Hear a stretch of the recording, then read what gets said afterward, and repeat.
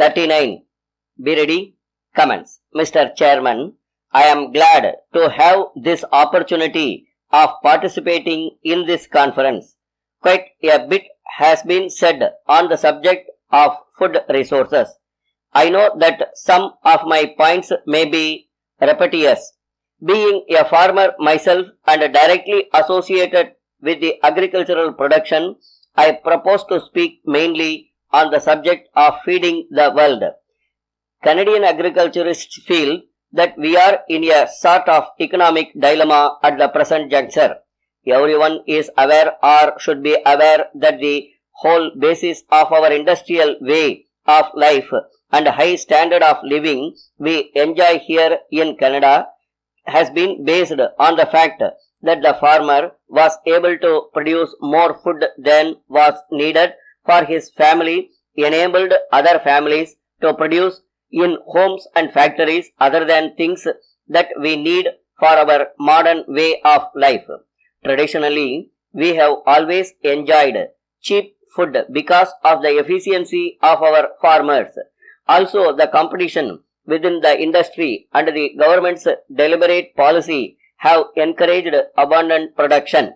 Everyone who reads the newspapers is aware that wheat sales in the past few years have earned very substantial foreign exchange for our country.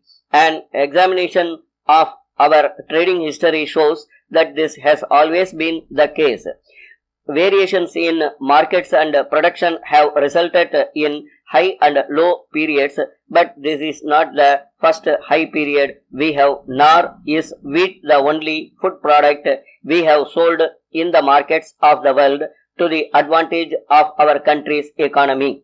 There appears to be widely held belief that agriculture is a declining industry. Nothing could be farther from the truth.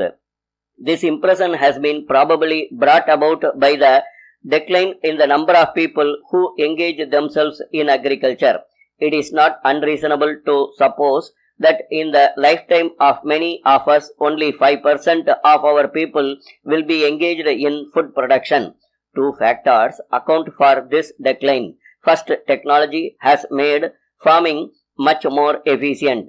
New crop plants, better animal nutrition and all the other advances of science combined with the constitution of machines for human labor mean that less people are required for agricultural operations. Second, the industry over the years has been restructured. If we compare and contrast the past and the present circumstances, we will see that in the past, the farmer made most of the tools of production, provided his own power and processed and marketed his own produce. Today, most of the things needed on the farm, including food, are purchased and most of the things sold are delivered in bulk to be processed, packaged and marketed by other people.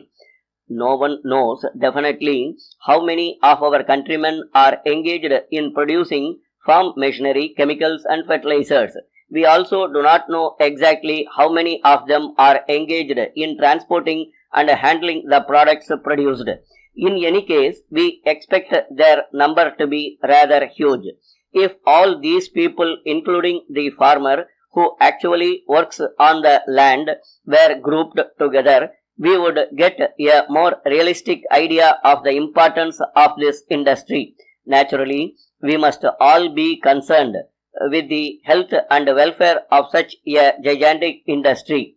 Let me point out of you what is going on in our country. I will try to outline some of the ways in which I think we can help to feed the world.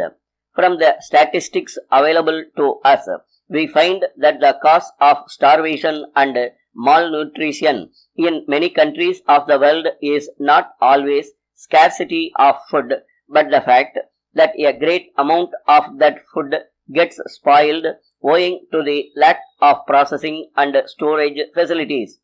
It has been estimated by some of our economists that in some countries as much as 50% of the food goes to waste because of the lack of proper facilities to handle it. There is a good project in our country where men and women are learning the practical and applicable methods of food processing and preservation. I come from an area which used the most modern methods in food processing, and so I realize its importance. So we owe much of this to the studies which have been carried out by our National Research Institute. We consider research as our most important product, and we should make it available to all the countries of the Commonwealth so that they can better feed their people. We have made some startling breakthroughs in plant breeding.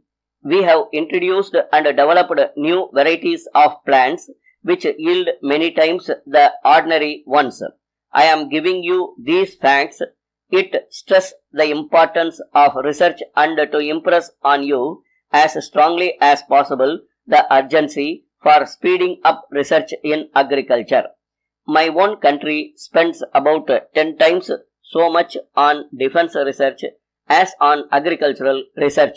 One is to destroy people and the other is to save people.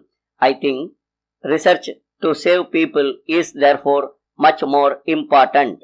Stop.